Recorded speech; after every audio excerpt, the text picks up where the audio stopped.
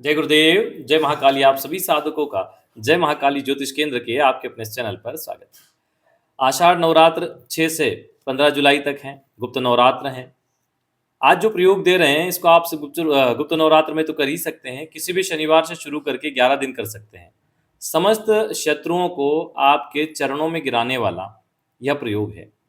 चाहे शत्रु ज्ञात हो, अज्ञात हो, आप उनको जानते हो, नहीं जानते हो, गुप्त रूप से आप पे वार कर रहे हो, कोर्ट केस में आपको उलझा रहे हो, जमीन का विवाद कर रहे हो, कहीं आपके बिजनेस में लॉस कर रहे हो, तंत्र बाधा संबंधित चीज़ों में आपको नुकसान पहुंचा रहे हो, तो जब तक आप शत्रु को हल्के में लोगे या बचाव मुद्रा में रहोगे, तब तक वो आपको परेशान करते रहेंगे। शत्रु के प्रति जब तक आप बचाव मुद्रा का प्रयोग कर रहे हैं, स्वयं को ही बचा रहे हैं, तब तक वो प्रयोग करता ही रहेगा। लेकिन जब आप वार वाली मुद्रा पे आते हो और आप पलटवार करते हो, चाहे तंत्र से हो, मंत्र से हो, यंत्र से हो, तब शत्रु गिरता है जमीन पर और तब उसे समझ में आता है कि उसने जिससे लड़ाई की है, जिसका नुकसान किया है, वो भी कोई हल्का व्यक्ति नहीं है। तो जब तक आप किसी को सबक नहीं सिखाओगे, तब तक शत्रु पीछे हटने वाले नहीं है। क्योंकि शत्रु तो शत्रु है, उसको प्रेम की भाषा कहाँ समझ में आती है। उसको तो उसी तरीके से समझाना पड़ता है जो भाषा उसको समझ में आ रही है। तो इसलिए शत्रुंजय प्रयोग, सदगुरुदेव से कृपा से प्राप्त यह दिव्य प्रयोग करने पर अवश्य ही शत्रु भस्मीभूत हो जाते हैं। अनुभूत प्रयोग, दिव्य प्रभाव और शत्रुओं का नाश चमत्कारिक रूप से करेगा।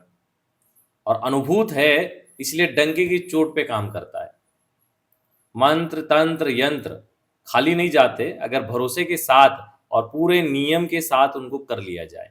खैर, छोटा प्रयोग है, 11 दिन का प्रयोग कोई बड़ा प्रयोग नहीं होता। जो जीवन भर से परेशान कर रहे हैं और तुम्हारे जीवन भर की गाड़ी कमाई का नुकसान कर चुके हैं, उन लोगों के लिए अगर 11 दिन का प्रयोग करना पड़े तो कोई बड़ा विषय नहीं है, करना चाहिए। कैसे करना है? किसी भी शनिवार या नवरात्र से शुरू करके 11 दिन करना है।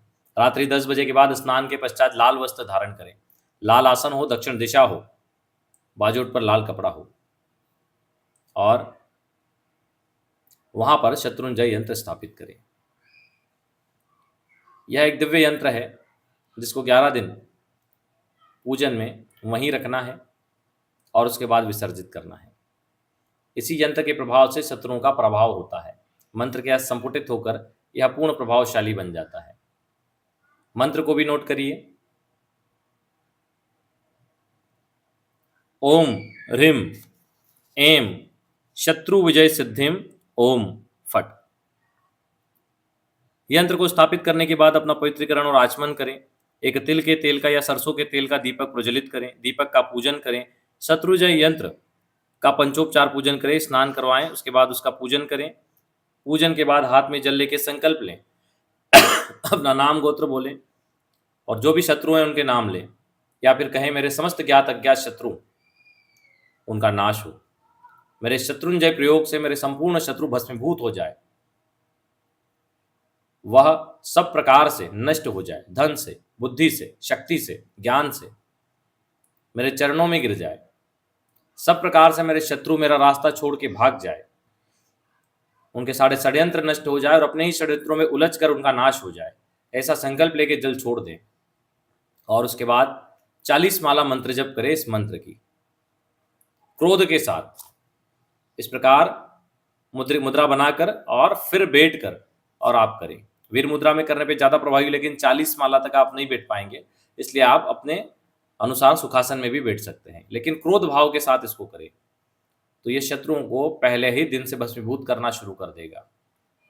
11 दिन का प्रयोग है। 11 दिन के बाद उसी लाल कपड़े में माला, यंत्र और सारी जो भी पूजन सामग्री आपने किया है, कुमकुम चावल उसी में रहता है सारा, वो सारा बांध के घर से दक्षिण दिशा में जाके गड्ढा खोदे गाड़ दे। घर से दूर जाए, काफी दूर, कुछ लोग घर के पास ही गाड़ देते, ऐसा नहीं, घर से काफी दूर जाके गाड़े, आधा 1 किलोमीटर जाके, या फिर कोई नदी तालाब है तो दक्षिण दिशा में है तो विसर्जित कर दे, नाले में नहीं, नदी तालाब में।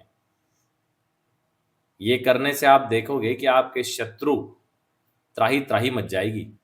एक हो, एक से अधिक हो, कितने भी हों, सब में त्राही त्राही मचेगी।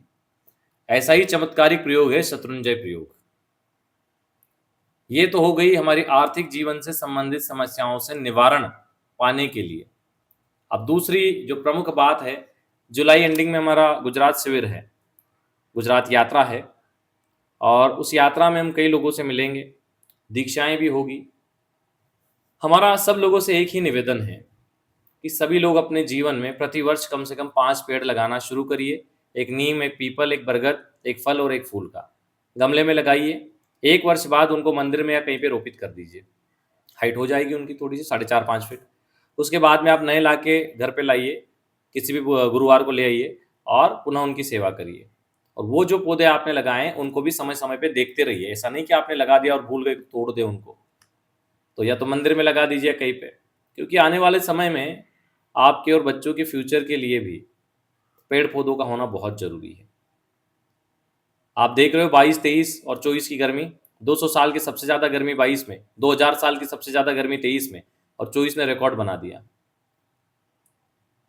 विश्व पर्यावरण संगठन भी इसके लिए चेतावनी दे चुका है।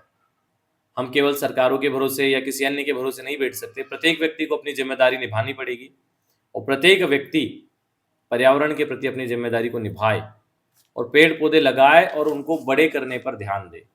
अपने काम के साथ साथ एक काम ये भी करिए, इससे प्रकृति जो साक्षात ईश्वर का स्वरूप है आपको आशीर्वाद देती है, आपके पापों का नाश करती है। आपके द्वारा लगाए गए पौधों के फल, फूल या छांव जो भी उपयोग करता है उसका पुण्य भी आपको मिलता है। तो इस चीज को ध्यान रखिए और पर्यावरण के प्रति अपनी जिम्मेदारी को निभाइए। चलिए आज के लिए इतना ही। जय गुरुदेव, जय महाकाली।